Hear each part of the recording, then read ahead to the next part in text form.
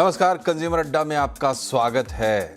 दुनिया में कहा जाता है कि हर समस्या का समाधान है, लेकिन दिल्ली के प्रदूषण का समाधान क्या है? क्योंकि 21वीं सदी में बैठकर साल दर साल हम वही चीज़ें दोहराती हुई देख रहे हैं। 1990 के दशक का एक दौर था जब दिल्ली में प्रदूषण इस कदर बढ़ गया था कि सड़कों पर चलते हुए जो सांस आप लेते थे उसमें महसूस होता था कि आप कुछ जहर अपने अंदर ले रहे हैं। और ये भी होता था कि सुबह शाम को कुहासा कोहरा इतना ज़्यादा हो जाता था, विजिबिलिटी बहुत कम हो जाती थी। बात होने लगी कि दिल्ली में सांस कैसे ले कोई। तो उस वक्त सुप्रीम कोर्ट ने इंटरवीन किया, क्योंकि सरकारें जो कुछ कर रही थी उससे कोई समाधान निकल नहीं रहा था। तो सुप्रीम कोर्ट ने एक डेट तय कर दी और कह दिया कि अब आप डीजल के ये कमर्शियल व्हीकल्स ख़त्म करो, सीएनजी लेके आओ। सीएनजी लाया गया और कुछ दिनों तक 5-7 साल के करीब दिल्ली में राहत ज़रूर महसूस की लोगों ने प्रदूषण से। और उसके बाद फिर से प्रदूषण का एक नया दौर शुरू हुआ है, जिसमें साल भर तो स्थिति ख़राब रहती है, लेकिन जैसे ही सर्दियां दस्तक देती हैं दिल्ली एक कोहरे में डूब जाती है। आज डॉक्टर्स कह रहे हैं कि दिल्ली में हेल्थ इमरजेंसी की स्थिति है। बड़े बड़े डॉक्टर्स कह रहे हैं कि दिल्ली में हेल्थ इमरजेंसी की स्थिति है। लेकिन हर साल हम ये सब सुनते हैं, सर्दियों के बाद भूल जाते हैं। अगली सर्दियों में फिर यही मंजर देखने को मिलता है, जबकि हमें पता है कि साल भर भी, पूरे साल भी दिल्ली या देश के किसी भी दूसरे शहर में जो हवा है वो सांस लेने के लायक नहीं है। ये सबको पता है, बावजूद इसके हम इसको ढो रहे हैं। आखिर क्यों? इस पर सोचने की ज़रूरत है। बाकी इस हवा से अपने आप को फ़िलहाल बचाने के लिए आपको क्या करना चाहिए, इसके तमाम नुस्खे आपको मिलेंगे यहाँ वहाँ हर माध्यम पर। आज हम इसी पर बात करेंगे कि समस्या आखिर क्या है और इसकी निजात क्या है। इस पर बात करने के लिए हमारे साथ एक एक्सपर्ट पैनल है। पहले आपका परिचय कराते हैं। पर्यावरणविद विमलेंदु झा होंगे हमारे साथ, ओयू ग्रीन के फाउंडर दीपराम गुप्ता और जीडीआई के फाउंडर अंकुर बंसल। तो ये दो लोग जो आप देख रहे हैं, जीडीआई और साथ में ओयू ग्रीन, ये है 21वीं सदी के व्यवसाय से जुड़े लोग, जो पर्यावरण के इर्द गिर्द टेक्नोलॉजी के साथ स्टार्टअप्स लेके चल रहे हैं। इनसे हम बात करेंगे, लेकिन पहले विमलेंदु जी से बात करते हैं। बार बार इनसे हम बात करते हैं, दिक्कत क्या है? अगर प्रॉब्लम स्टैब्लिश हो जाए विमलेंदु जी, तभी तो सोल्यूशन निकल सकता है। देखिए, ऐसा नहीं है कि हम अज्ञान है और हमें पता नहीं है और हमारे सरकारों को पता नहीं है इतने वर्षों में कि वायु प्रदूषण का कारण क्या है। क्योंकि हम कहते हैं कि असल में हम सॉल्यूशन ढूंढना चाहते हैं, लेकिन रियलिटी ये है कि हम सिर्फ सिम्टम ढूंढते हैं और सिम्टम को दबाने की कोशिश करते आ रहे हैं। और अगर आप देखेंगे तो अगर ये स्मोक टावर और पानी की छिड़काव और कृत्रिम वर्षा, ये सारी चीजें जो है वो प्रदूषण के मूल स्रोत पे असर नहीं कर रही है, अटैक नहीं कर रही है, बल्कि लार्जली जब पोल्यूशन पीक पे पहुंच जाता है तो हम शटडाउन, लॉकडाउन और डिस्प्लेसिंग पोल्यूशन और साथ ही साथ डिस्प्लेसिंग ब्लेम, उस पे हम विश्वास करते हैं। तो इस साल भी अगर आप देखें तो ज्यादा से ज्यादा एफर्ट सरकार का अपने इमेज को बचाने में गया है, ना कि लोगों को और पोल्यूशन से बचाने के लिए। पोल्यूशन का डेटा जो है वो छिपा है, ना कि पोल्यूशन इन दैट सेंस। तो बहुत ही एक दुर्भाग्यपूर्ण स्थिति है कि दिल्ली जो है भारत की राजधानी है और साल दर साल, और मैं किसी एक सरकार के बारे में बात नहीं कर रहा हूँ, साल दर साल यही स्थिति अक्टूबर के महीने में, अक्टूबर नवंबर दिसंबर के महीने में होती है और हम बस वही ग्रैप 1, ग्रैप 2, ग्रैप 3 में फंस के रह जाते हैं और वो भी हम समय पे नहीं लगाते। इस साल भी अगर आप देखें तो सारे के सारे मॉनिटर्स जो हैं, जो प्राइवेट मॉनिटर्स हैं, वो तो 800 प्लस की रीडिंग्स दे रहे थे। सरकारी मॉनिटर्स भी पिछले 3-4 दिनों से 400 प्लस का आंकड़ा दे रहा था, जबकि सरकारी मॉनिटर्स तो बहुत समय बहुत जगहों पे बंद कर दिया जाता है या बहुत जगह पानी का छिड़काव होता है, तो एक्चुअल एवरेज मिल भी नहीं रहा था। फिर भी आज जा करके सरकार ने, सीएक्यूएम ने ग्रैप 3 लगाया है। तो एक विकसित देश की परिभाषा में अगर फुली विकसित लंग नहीं है, क्योंकि हमारे सारे मेडिकल रिपोर्ट्स यही कहते हैं कि हमारे जो बच्चे दिल्ली और एनसीआर में पैदा होते हैं उनका जो लंग ग्रोथ है वो स्टंटेड है।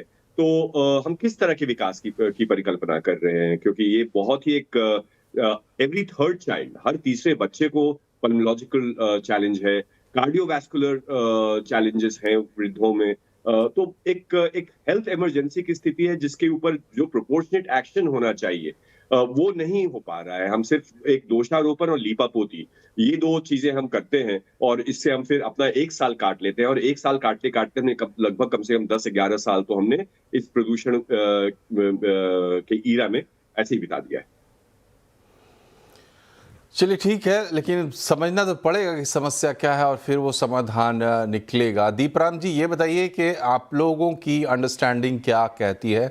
आज हमारे जो स्टार्टअप्स हैं वो उनका पर्सपेक्टिव तो कम से कम ग्लोबल होता है, क्योंकि वो जानते हैं कि दुनिया के बाकी हिस्सों में क्या हो रहा है। हमें ये पता है कि जो वेस्ट है, डेवलप्ड वर्ल्ड है, वो अपने यहाँ से पॉल्यूटेंट्स और ऐसे सारे काम काज हटा के थर्ड वर्ल्ड में भेजना चाहता है ताकि वो लोग साफ हवा में रह सके और उनका सस्टेनेबल एक डेवलपमेंट हो सके। लेकिन हमारे जैसी कंट्री इसमें अपना रास्ता कैसे खोजेगी? और सबसे ग्लेयरिंग एग्जाम्पल है दिल्ली का, जिसका समाधान हम सही तरीके से नहीं निकाल पा रहे हैं, बाइबल तरीके से। अगर उसमें कोई बिजनेस अपॉर्चुनिटी होती शायद, या है, अगर हम उसे पहचान पाए तो शायद जल्दी समस्या निकलती। आप लोगों के हिसाब से क्या निदान दिखाई देता है? बिल्कुल, thank you so much. I think it's good to be here first of all. और बिलेंदु जी से मैं काफ़ी हद तक अग्री करता हूँ।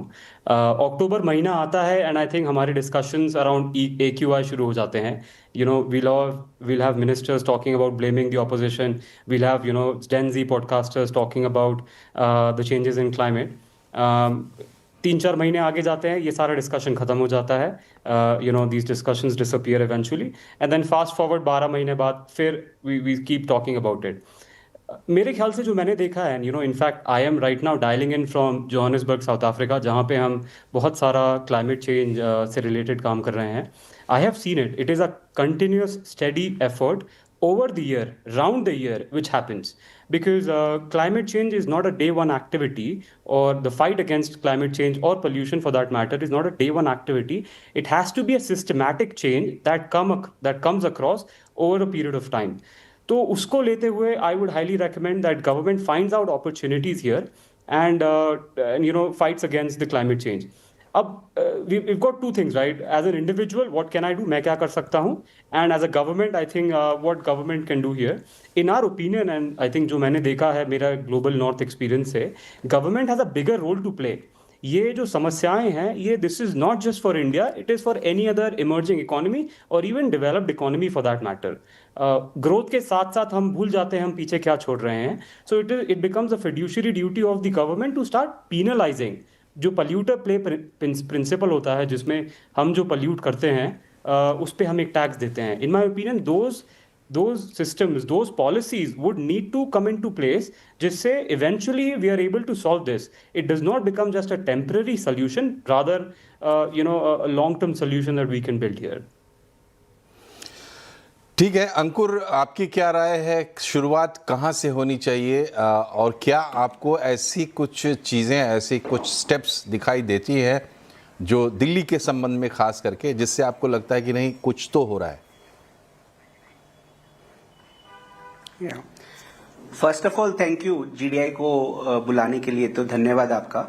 तो मैं थोड़ा सा अभी जो बोला कि सरकार का सबसे बड़ा रोल होता है, मैं उसको मानता भी हूँ और नहीं भी मानता। आई थिंक जब तक सरकार, बाजार और समाज, जब तक तीनों साथ नहीं आएंगे, इस प्रॉब्लम का सोल्यूशन नहीं निकल सकता। तो हम क्या करेंगे, सरकार अपनी दूसरे राज्य की सरकार को ब्लेम करेगी, हम जैसे लोग हैं वो हम सरकार को, हर सरकार को ब्लेम करेंगे, मार्केट बोलेगा कि हमारे लिए अपॉर्चुनिटी नहीं है तो वो सरकार को और कंज्यूमर को, दोनों को ब्लेम करेगा। तो सबसे पहली बात है, कलेक्टिव रिस्पॉन्सिबिलिटी है, ये सरकार, समाज और बाजार की रिस्पॉन्सिबिलिटी है इसको सॉल्व करने के लिए। और जो हम इंडिया में अभी देख रहे हैं पिछले 10 साल से, 12 साल से, ये कोई नई चीज नहीं है। अगर हम पीछे जाएं हिस्ट्री में, 40 साल पहले, 45 साल पहले, बहुत सारी सिटीज इस ट्रांजिशनल फेज से गुजरी है, चाहे वो लंदन है या चाहे वो लॉस एंजलिस है, चाहे वो बाकी बीजिंग है, जिसका एग्जांपल इंडिया में काफी वो माना जाता है क्योंकि वो हमारे क्लोज है, नेबरिंग कंट्री के अंदर है। तो ये वाली सब कंट्रीज और सब जो सिटीज है, ये भी पिछले 30 सालों में, 40 साल में इन्होंने भी एक ट्रांजिशन लिया है। बट क्या डिफरेंशियल है यहाँ से और बाकी जो सिटीज ने किया है, वो है यहाँ पे इंटेंट को हम एग्जीक्यूशन में कैसे कन्वर्ट करते हैं। रियल चैलेंज वही है, क्योंकि ग्रोथ के साथ जो है आज हम समस्याएं देख रहे हैं वो समस्या आएंगी।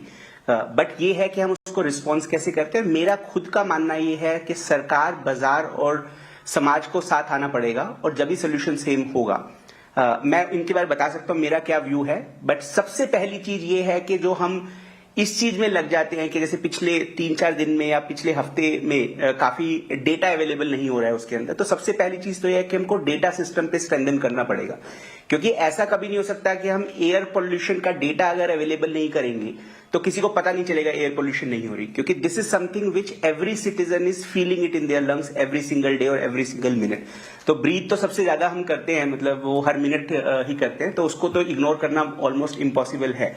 तो ये डेटा ना दिखाने से प्रॉब्लम नहीं होगी। डेटा तो बहुत प्राइवेट सोर्सेज हैं जिसकी वजह से सिटीजन के पास आज मोबाइल ऐप हैं, वो है, उनसे पता चल जाता है AQI लेवल कितना है। तो सबसे पहले तो डेटा सरकार को डेटा के अंदर इन्वेस्ट करके स्ट्रेंथन करना पड़ेगा। जब तक ये डेटा अवेलेबल नहीं होगा, जब तक अकाउंटेबिलिटी सेट नहीं हो सकती किसी की भी, क्योंकि सरकार भी कोई एक तंत्र नहीं है, सरकार की भी बहुत सारी लेयर्स हैं और सरकार काम ही जब अच्छा कर सकती है जब हर लेयर की दूसरी लेयर के साथ कोऑर्डिनेशन अच्छा हो पाए, अकाउंटेबिलिटी अच्छी हो पाए। मेरे को लगता है सिटीजन के लिए भी समझना पड़ेगा कहीं ना कहीं जो इसका कारण है। हम हमेशा बात करते हैं कि सरकार ने इसका ट्रीटमेंट नहीं किया या सरकार ने पॉलिसी नहीं लाई, लेकिन कहीं ना कहीं जो हमारा खुद का सिटीजन का बिहेवियर है वो भी इस चीज को काफी कंट्रीब्यूट करता है। जो व्हीकुलर पोल्यूशन है दिल्ली में, हम ये 1-1.5 महीना होता है दिवाली के पास या जब फसल कटती है पंजाब, हरियाणा या वेस्टर्न यूपी में, हम स्टबल की बात करने लग जाते हैं।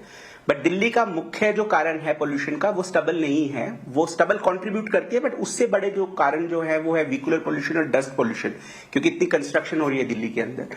तो वो इसलिए हो रही है क्योंकि हम कन्वीनियंस चाहते हैं, हमारी स्पेंडिंग हैबिट्स बढ़ रही है। तो कहीं ना कहीं एक बिहेवियरल चेंज सिटीजन को भी लेना पड़ेगा, सिटीजन को भी मानना पड़ेगा कि मैं भी इस समस्या का एक स्टेक होल्डर हूं और मेरे को भी कुछ चेंजेस करने पड़ेंगे। और कहीं ना कहीं जो बाजार का काम है जिसके अंदर CII ने काफी एक फोरम बनाया है, CEOs, काफी बड़ी कंपनीज के CEOs हैं जहां पे वो एयर क्वालिटी की बात करते हैं, जो कि एक पॉजिटिव स्टेप है।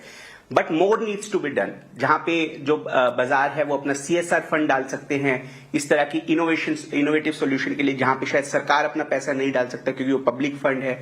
या जो हमारे स्टार्टअप्स हैं उसको राइट इकोसिस्टम मिले ताकि वो दिल्ली में या इंडो गैंगटिक प्लेन जो रीजन है वहां पे अपने सोल्यूशन टेस्ट करके एक मार्केट क्रिएट कर सके इस चीज के लिए। चाहे वो स्टबल की भी मार्केट क्रिएट हो सकती है, जो व्हीकल्स हैं, EV जैसे एक है जिसके अंदर Amazon वगैरह जो डिलीवरी पार्टनर्स हैं ये अपनी सारी की सारी जो फ्लीट है उसको EV में ट्रांसफर कर रहे हैं। इसी तरह से बाजार को भी रिस्पॉन्सिबल तरीके लेने पड़ेंगे। More innovation needs to be done. But मेरा खुद का मानना है कि हम यहाँ पे हर साल बैठ के बोले सरकार ने ये नहीं किया, और जब हम सरकार से पूछते हैं वो दूसरे राज्य सरकार को या सेंट्रल गवर्नमेंट को ब्लेम करता है, उससे सॉल्यूशन नहीं आ सकता। रोड मैप है बाकी जो सिटीज ने किया है पूरे वर्ल्ड के अंदर, but real thing is how the intent translate into execution. That is where we think the real solution can be found for Delhi and the entire Indo Gangetic plain. जी, तो पूरे देश की समस्या है और इस समस्या का निदान जरूर दिल्ली से निकलना चाहिए, क्योंकि दिल्ली देश की राजधानी है और वहाँ सभी लोग हैं भाई। नहीं का सवाल समझ में नहीं आता है कि ये क्यों नहीं होता है। विमलेंदु जी, क्या हमने ये पता कर लिया है कि सोर्सेस क्या है और रास्ता क्या है? सिर्फ इंटेंट की कमी है? चलिए सिटीजन्स बाद में फॉलो कर लेंगे, स्टार्टिंग पॉइंट तो गवर्नमेंट से आना चाहिए, या अगर बिजनेस अपॉर्चुनिटी है तो इंडस्ट्री से भी आना चाहिए। तो क्या हमने कुछ पहल आपको सुगबुगाहट सी दिखाई देती है? देखिए, मैं बंसल जी के एक बात से एग्री नहीं करता कि इसमें जिम्मेदारी किसी और की है। हमें समझना बहुत आवश्यक है कि ये पब्लिक प्रॉब्लम का प्राइवेट सॉल्यूशन नहीं हो सकता है, पब्लिक प्रॉब्लम का मार्केट सॉल्यूशन नहीं हो सकता है। हर चीज में बिजनेस ढूंढना और हर चीज में इंडिविजुअल अकाउंटेबिलिटी और इंडिविजुअल रिस्पॉन्सिबिलिटी ढूंढना बहुत ही एक डिफिकल्ट टास्क है और इम्पॉसिबल है और एक डिसऑनेस्ट है। क्योंकि अगर आप पोल्यूशन के जो सोर्सेज के बारे में आप बात कर रहे हैं, उसी का मैं आपको उदाहरण देता हूं कि जितनी भी स्टडीज हुई हैं, जो डिसीजन सपोर्ट सिस्टम है, DSS जिसको कहते हैं, उसके तहत हमें पता चलता है कि क्या सोर्सेस है। सिम्टम नहीं, सिम्टम तो सबको पता है कि हमारे लंग के साथ क्या हो रहा है और हमारे AQI नंबर्स सही हैं या गलत है, लेकिन सोर्सेज जो है लगभग 40 से 50% जो प्रदूषण का कारण है वो वेहिकुलर पोल्यूशन है। और उसका उपाय ये नहीं है कि एक आदमी जो है इलेक्ट्रिक स्कूटी खरीद ले, क्योंकि स्कूटी भी, जो इलेक्ट्रिक स्कूटी है वो भी अपने आप में किस पे चार्ज होता है, तो कोल थर्मल पावर प्लांट से चार्ज होता है। तो आपके घर के पास तो वो भले ही शायद प्रदूषण उसका नहीं हो रहा होगा, लेकिन 200 किलोमीटर दूर और 300 किलोमीटर दूर कोल थर्मल पावर प्लांट से अगर आपकी इलेक्ट्रिक व्हीकल चार्ज हो रही है तो बात बराबर है। तो सबसे पहला सोल्यूशन ये है कि हम पब्लिक ट्रांसपोर्ट को कैसे स्ट्रेंथन करें, कैसे अफोर्डेबल बनाएं, कैसे एक्सेसिबल बनाएं, कैसे सेफ बनाएं। और सिर्फ दिल्ली का नहीं, क्योंकि हवा जो है हमारी वो एक पॉलिटिकल बाउंड्री नहीं मानती है। ऐसा नहीं कि दिल्ली की हवा जो है वो टोल नाका पे रुक जाएगी क्योंकि उसका जाने का परमिशन नहीं है। तो चाहे वो नोएडा हो, गुड़गांव हो, फरीदाबाद हो, गाजियाबाद हो और दिल्ली हो, और इसमें हम लगभग 3 राज्यों के बारे में हम चर्चा कर रहे हैं, इन सबों को एक साथ सामंजस्य बना करके अपने पब्लिक ट्रांसपोर्ट रेजीम को सुधारना और रोबस्ट करना बहुत ही जरूरी है। दिल्ली में, सिर्फ दिल्ली में लगभग 3000 से 4000 बसों की कमी है, डेफिसिट है। तो वो एक हमें प्रॉब्लम भी पता है, हमें सोल्यूशन भी पता है। दूसरा, कंस्ट्रक्शन डिमोलिशन एक्टिविटीज जो चलते हैं, जिसके नॉर्म्स बने हुए हैं, और साथ ही साथ रोड डस्ट जो है, चाहे वो खुदे हुए रोड हो, पेवमेंट डस्ट हो, बाकी चीजें जो है, लगभग 30 से 35% प्रदूषण जो है उस कारण से होता है। और उसकी भी जिम्मेदारी मैं और आप झाड़ू लेके सड़क को साफ नहीं कर सकते, या फिर अगर अपने पोल्यूशन कंट्रोल बोर्ड के जो ऑफिसर्स हैं अगर अनअबेटेड बिना कंस्ट्रक्शन नॉर्म्स को फॉलो किए बिल्डिंग के निर्माण करने देते हैं, तो उसमें बाजार कुछ नहीं कर सकता और इंडिविजुअल कुछ नहीं कर सकता। सरकार को अपने एनफोर्समेंट मैकेनिज्म्स को स्ट्रेंथन करना पड़ेगा, और साथ ही साथ डस्ट कंट्रोल रूल्स जो है वो 365 दिन चलाने होंगे। आपको एक बात और मैं बता दूं कि भले ही चर्चा अक्टूबर के महीने में होती है, लेकिन अगर आप अब इस साल का डेटा देखें तो पिछले 2 वर्षों से दिल्ली की हवा एक दिन भी गुड एयर नहीं हुई है। मतलब कि हमने क्या किया है, हमने 100, 150, 200 जो कि फेक डेटा है, जो कि एक कंट्रोल डेटा है, उसको हमने नॉर्मलाइज कर दिया है। मतलब दिल्ली में आज भी इतनी भीड़ होगी, जबकि आपका स्क्रीन बता रहा है और सरकार के मॉनिटर्स कह रहे हैं कि 450 AQI है। शहरें बंद हो जाती हैं 250 में। तो इसका निवारण, जैसे मैंने कहा कि पब्लिक ट्रांसपोर्ट को स्ट्रेंथन करना है, जो रूल्स बने हैं, जो सरकार के अपने रूल्स है कंस्ट्रक्शन डिमोलिशन के और रोड साइड डस्ट के, उसको रोबस्ट करना है। हमारे जो कोल थर्मल पावर प्लांट से लगभग एक दर्जन है, हमने ग्लोबली तो जाके कमिट किया है कि हम नेट जीरो करेंगे और बाकी चीजें करेंगे, लेकिन ये जो 1 दर्जन 300 किलोमीटर के रेडियस में दिल्ली NCR में कोल थर्मल पावर प्लांट्स हैं, उनको चाहे शिफ्ट किया जाए या उनके एमिशन स्टैंडर्ड्स जो है, जो ग्लोबल एमिशन स्टैंडर्ड्स हैं, उसके अनुसार उनके एमिशंस को बांधा जाए, बहुत ही आवश्यक है। लैंडफिल्स जो हैं, जो आप कागज पे तो ये सारे सैनिटरी लैंडफिल्स हैं, लेकिन सारे के सारे लैंडफिल जो है वो चाहे मेथेन रिलीज कर रहे होते हैं या फिर उनमें आग लगी होती है और साल भर आग लगी होती है। तो all these are issues that are there, जो एक इंडिविजुअल नहीं कर सकता है। आप इंडिविजुअल को सरकार क्या कहती है कि निवारण है वर्क फ्रॉम होम। कितने लोग हैं जो वर्क फ्रॉम होम कर सकते हैं, कितने लोग हैं जो गोवा शिफ्ट हो सकते हैं और कितने लोग हैं जो एयर प्यूरिफायर खरीद सकते हैं। तो समवेयर हमें सरकार से वो सवाल पूछना बहुत आवश्यक है। और आज की तारीख बिल्कुल, मैं आपकी बात से इत्तेफाक रखता हूं विमलेंदु जी, जो आप बात कह रहे हैं मैं उससे पूरी तरह सहमत हूं। हालांकि मैं अंकुर की बात से भी सहमति जताता हूं। हर बात का पर्सपेक्टिव होता है। पब्लिक की रिस्पॉन्सिबिलिटी बाद में आती है, दूसरे तरीके की होती है। सरकार की रिस्पॉन्सिबिलिटी दूसरे तरीके की होती है। और ये जो पूरा हमारा जो सेटअप है, इसमें तो पहली रिस्पॉन्सिबिलिटी सरकार की है। जब ये आपको पता है कि 50% पॉल्यूशन व्हीकल्स से आ रहे हैं, और विमलेंदु उसका जो अल्टरनेट बता रहे हैं वो यही है कि आप पब्लिक ट्रांसपोर्ट को दुरुस्त कीजिए, तो बात में दम लगती है। इस पर काम होना चाहिए। नहीं होता है, क्यों नहीं होता है, ये मेरा अकेले का सोचना काम नहीं है। जो अंकुर बता रहे हैं, यहीं पे सिटीजन का काम है। एक डेमोक्रेसी में सिटीजन का काम है सही चीज़ को जानना, समझना और फिर उस बात को आगे बढ़ाना। आगे बढ़ाने के लिए एक बहुत अच्छा पॉइंट अंकुर ने बताया कि सबसे पहले तो आपको डेटा चाहिए। तो क्या डेटा में बेईमानी हो रही है हमारे यहाँ? डेटा एक्सेसिबल नहीं है, सही नहीं है, क्रेडिबल नहीं है, ये तो बड़ी अजीब सी बात है। और इसके बाद आप विकसित देश बनने की बात करते हैं। बहरहाल यहाँ एक छोटे से ब्रेक के लिए हम रुक रहे हैं। ब्रेक के बाद हम लौटेंगे तो समझने की कोशिश करेंगे कि इस नए ज़माने में टेक्नोलॉजी से भी क्या कुछ रास्ता दिखाई देता है, या नई सोच से, जो टेक आधारित सोच है, उससे भी कोई रास्ता दिखाई देता है। एक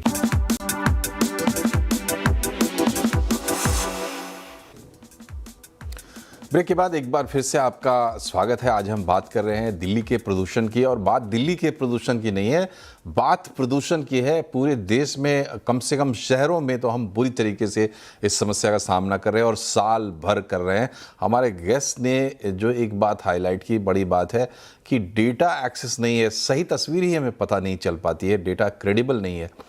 दीपराम जी, ये बताइए कि जो समस्या हमारी है उसके सल्यूशन के लिए हम सरकार की तरफ देखते हैं, लेकिन हमें बिजनेस अपॉर्चुनिटीज़ भी बनानी पड़ती हैं किसी भी चीज़ को अगर हम सॉल्व करना चाहते हैं। आज इस एनवायरनमेंट में पब्लिक प्राइवेट पार्टनरशिप की बात होती है, तो मेरा सवाल ये है कि भारत में ऐसे अप्रोच है क्या कि हम सस्टेनेबिलिटी को एक बिजनेस आइडिया मानते हो ऑल टुगेदर, खास करके अगर वो लॉन्ग टर्म रिजल्ट की बात हो, लॉन्ग टर्म का बिजनेस प्रोपोजिशन भी हो कि अगर आज मैं इन्वेस्ट कर रहा हूँ तो हो सकता है 20-30 साल के बाद रिटर्न मिलना शुरू करे। तो ऐसे इन्वेस्टमेंट की कोई राह इंडिया में बनती है क्या ये एक बिजनेस आइडिया है? तभी तो हम इस बारे में सोच पाएंगे। नहीं, एब्सोल्युटली, आई थिंक आपने सही कहा। And taking a step back, अगर हम समझें कि पोल्यूशन के सोर्सेज क्या हैं, आई थिंक ग्लोबली अगर देखा जाए तो industries contribute to around 25 to 30% of global emissions. However, इसको हम अगर इंडिया में उतारें तो more than 50% of our emissions और pollution is actually coming from our industries. उसका क्या रीज़न है? आई थिंक हमारी इंडस्ट्रीज अभी भी पुराने फ्यूल पे रिलायंट है, कोल पे रिलायंट है, फर्नेस ऑयल पे रिलायंट है, डीजल पे रिलायंट है। सबसे बड़ा उसका रीज़न है we are incentivising these older technologies. ये एक माइंडसेट बन चुका है कि because now my cost of goods is lower, because मैं पुराने टेक्नोलॉजीज को यूज़ कर रहा हूँ, तो I can be more comparative in the market.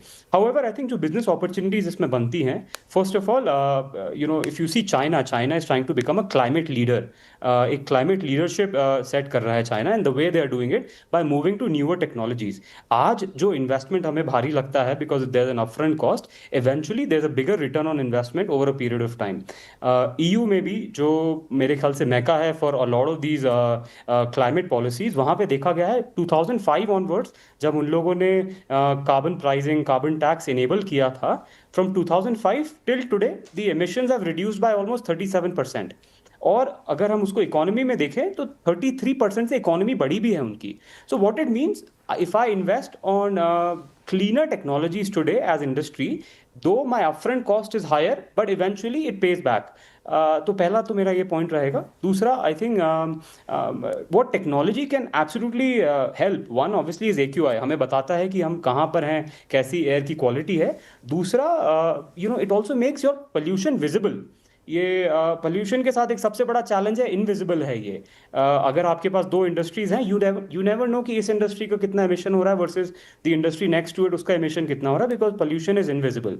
So what technology can essentially do, उस पोल्यूशन को विजिबल बना देता है। जैसे ही वो पोल्यूशन विजिबल बनता है, you can incentivise it, you can penalise a lot of these industries. तो इसके अलावा टेक्नोलॉजीज का I think intervention are coming and devices are also coming, DMR भी आ रहा है।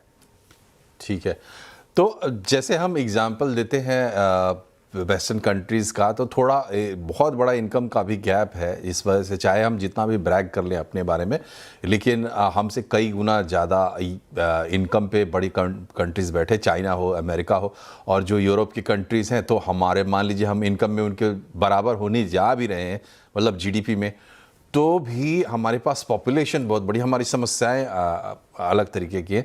लेकिन अंकुर जी, ये बताइए एज अ एंटरप्रेन्योर और सिटीजन, आपको लगता है कि दिल्ली को हम सेट करने जा रहे हैं एज एन एग्जाम्पल, जो पहले हमने किया है, CNG से ही किया था थोड़ा बहुत, कि जो देश का पूरा हर शहर सीख पाएगा कैसे हाउ टू टैकल ये पब्लिक ट्रांसपोर्ट और पोल्यूशन वगैरह का प्रॉब्लम का, तो दिल्ली में क्या हम एग्जाम्पल सेट कर पाएंगे? हाँ, मेरा बिलीव है बिल्कुल कर पाएंगे। और आई थिंक फर्स्ट जो स्टेप है वही यही है कि ये प्रायोरिटी इशू बने, और ये ओवरनाइट नहीं हो रहा। आप जैसे लोग, पत्रकार जो हैं, वो इस चीज पे बात कर रहे हैं, और अभी 2-3 दिन पहले कुछ सिटीजन ग्रुप ने भी बोला कि मतलब जहां पे वो थोड़ा सा एजिटेशन हुआ कि नहीं, एयर क्वालिटी को सीरियसली लेना चाहिए।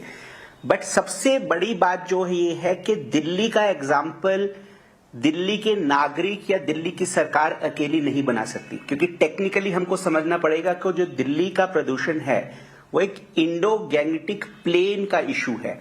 तो जब तक एक बॉडी नहीं क्रिएट होगी जो पूरा का पूरा आईजीपी को, जिसको हम इंडो गैंगटिक प्लेन बोलते हैं, जिसके अंदर 7 से 8 राज्य आते हैं, पूरा पंजाब से लेके वेस्ट बंगाल और असम तक, क्योंकि ऐसा कभी नहीं हो सकता कि दिल्ली का पोल्यूशन खराब मतलब ठीक हो जाए और हरियाणा और पंजाब कुछ ना करे या यूपी कुछ ना करे, राजस्थान कुछ ना करे, क्योंकि ये एक तरह से पूरा एरिया का जो एयर शेड है वो ऑलमोस्ट कॉमन रहता है। तो किसी ना किसी उस बॉडी का भी जो कोऑर्डिनेशन कर पाए अलग अलग सरकारों के बीच में, क्योंकि अभी हम जो प्लान बना रहे हैं एयर पोल्यूशन को हटाने के, वो तो हम बनाते हैं सेंट्रली, ठीक है। उसकी जो एग्जीक्यूशन पावर है वो डिसेंट्रलाइज्ड लोकल।